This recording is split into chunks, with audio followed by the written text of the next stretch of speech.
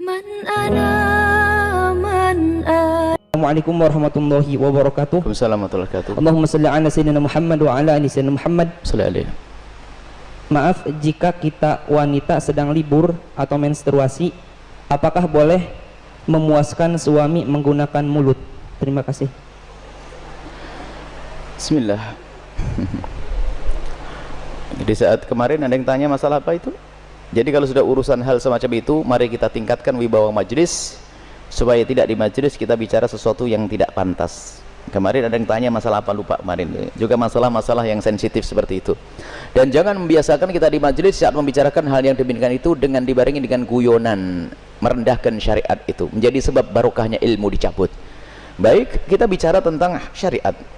Suami istri halal. Anda boleh berbuat apa saja suami istri. Bebas. Anda bersenang-senang dengan kupingnya, dengan rambutnya, dengan apa saja boleh. Halal.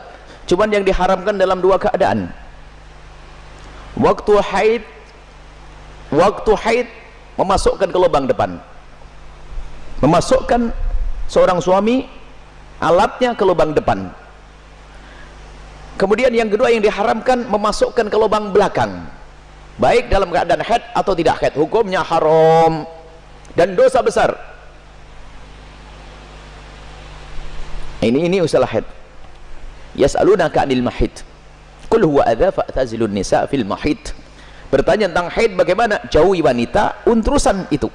Tidak boleh menggauli istri dalam keadaan haid.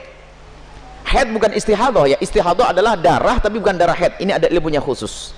Tanyakan kepada ahlinya nanti. Kita juga punya diklat haid praktis 30 menit 30 menit.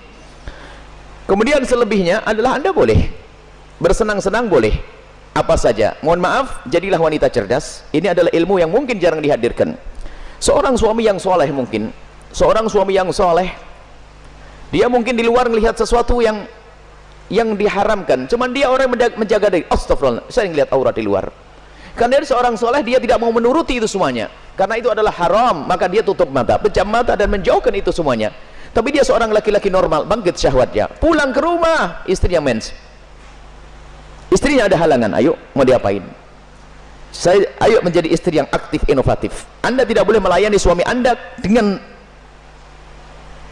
sesuatu yang khusus itu. Tapi Anda harus bisa senangkan suami dengan diri Anda misalnya. Mohon maaf, ini majelis mulia. Jika seorang suami mengeluarkan air mani dengan tangannya sendiri, maka dia telah melakukan kesalahan dan dosa. Tapi kalau dia mengeluarkan air mani dengan tangannya seorang istri, kecerdasan istri, selesai. Dan itu adalah pahala. Maka jadilah istri cerdas. Jangan istri kalau sudah lagi Masya Allah, libur buat kopi, liburnya dengan suami, sampai suami itu Masya Allah, stres. Anda bisa menyenangkan dengan diri Anda. Mohon maaf, mufakhadah di antara dua paha yang penting tidak masuk wilayah itu. Atau apa saja, mohon maaf ini saya sampaikan majelis mulia, sebab banyak wanita gayanya sih modelnya kayak hebat-hebat, tapi Masya Allah bikin stres suami. Hati-hati itu, hei para wanita, sadar. Senangkan suamimu dengan apapun yang Allah berikan kepadamu, dengan tanganmu, dengan apapun. Yang penting kalau Anda haid jangan masuk wilayah itu. Sebab kadang suaminya sampai ngenes sudah tidur, masak diwakin kopi enggak, sarapan enggak, bang beli makan di warung aja bang, yang ngoroknya yang digedekan. Wahai para istri yang solehah, Anda harus aktif dan inovatif. Ada ide-ide untuk menyenangkan suami. Adapun masalah mohon maaf yang ditanyakan dengan mulut, ketahuilah, hei para suami, engkau tidak boleh memaksa istrimu untuk melakukan itu karena belum tentu dia nyaman. Kalau dia merasa jijik, Anda tidak boleh paksa. Haram atau sebaliknya. Tidak boleh egois seorang suami. Harus kau lakukan, tidak. Kenapa? Mohon maaf, karena itu adalah wilayah yang bukan wilayah bersih. Wilayahnya orang dari makanan yang bersih dibuang lewat mana? Lewat itu. Akan tapi kalau memang ada seorang wanita yang mau melakukannya misalnya atau sebaliknya, bagaimana, apakah boleh? Ketahuilah, di situ ada cairan yang najis. Air mani tidak najis, khilaf di antara ulama. Madhab Syafi'i najis, tapi cairan selalu najis. Maka kalaupun seandainya harus melakukan, mohon agar tidak ditelan. Karena itu adalah jangan sampai karena itu najis.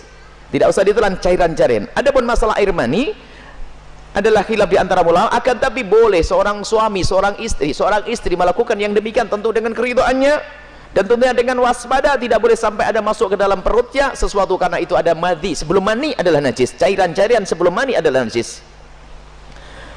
Dan wahai para suami dan para istri, yuk kita melakukan sesuatu yang sesuai dengan petunjuk Nabi SAW, akhlaklah yang baik.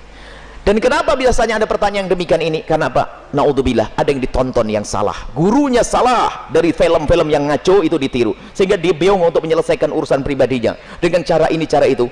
Tidak ada cara yang lebih indah dari diajarkan Nabi. Seorang laki-laki duduk di perempatan istrinya, maksud duduk di atas perut istrinya, di atas ini, itu adalah cara yang paling bagus, nggak usah macam-macam. Petunjuk dari Nabi itu hanya gara-gara sering nonton film kotor, makanya banyak pertanyaan aneh, tapi pun harus dijawab, harus dijawab, selesai. Semoga Allah bisa menjadikan Anda orang yang bisa menyenangkan. Termasuk wahai para suami, mungkin ada seorang suami yang, mohon maaf, ada bermacam-macam sebab, ada ejakulasi dini dan sebagainya, tapi ketahuilah, jangan biarkan istrimu terlantar. Dia bisa senang dengan jemarimu, dengan tanganmu, dengan anda, dengan apapun, dengan cumbuanmu. Jangan sampai menjadi seorang suami egois. Dan Nabi marah dengan seorang laki-laki yang mendatangi istrinya seperti binatang mendatangi betinanya. Nggak pakai muqaddimah, pakai minyak wangi dulu deh para suami, sikat gigi yang bersih, kemudian cumbu, rayu, seperti halnya engkau ingin melihat dia cantik, dia jaga, ingin melihat engkau paling tidak agak ganteng dikit deh. Kemudian lihat, seperti halnya matanya ingin melihat dirimu indah, telinganya juga ingin mendengar kalimat indah, dan juga hidungnya pun juga ingin mencium bau harum. Cobalah siap. Makanya sebelum pulang kantor itulah mampir pom bensin dulu deh, bersih-bersih pakai minyak wangi. Ini penting. Kemudian jangan sampai, mohon maaf, Anda puas, dia tidak puas, Anda zalim. Kalaupun Anda tidak bisa memuaskan dengan itu karena mungkin Anda punya sesuatu, sakit dan sebagainya, maka ketahuilah, istrimu adalah seorang wanita yang beriman, dia tidak akan melakukan zina. Akan tapi Anda harus bisa memuaskan dengan apapun, dengan tangan Anda dan seterusnya. Kalau dia mencari kesenangan dengan tangannya sendiri, wanita itu, dia dosa. Tapi kalau dengan tangan sang suami, tidak dosa. Mohon maaf, ini majelis mulia, dan jangan dijadikan bahan guyonan yang demikian ini. Ini adalah ilmu. Kadang-kadang begitu, suami cuek, mendatangi istrinya sudah nggak pakai muqaddimah, langsung selesai. Punya anak 6, nggak pernah seorang istri merasakan senangnya dalam hubungan suami istri. Akhirnya apa? Itulah yang menjadikan istri ogah-ogahan. Mau melayani suami, saya dapat mandi saja, tidak pernah mendapatkan kesenangan. Anda suami zalim. Baik, istri pun juga demikian. Selesai, aktif, inovatif, indah. Karena itu halal. Adapun yang haram tidak dibahas. Keharaman zina, hina, rendah di dunia, rendah di akhirat. Zina rendah di dunia, rendah di akhirat. Semoga Allah menjauhkan kita dari zina, mencukupkan dengan yang halal.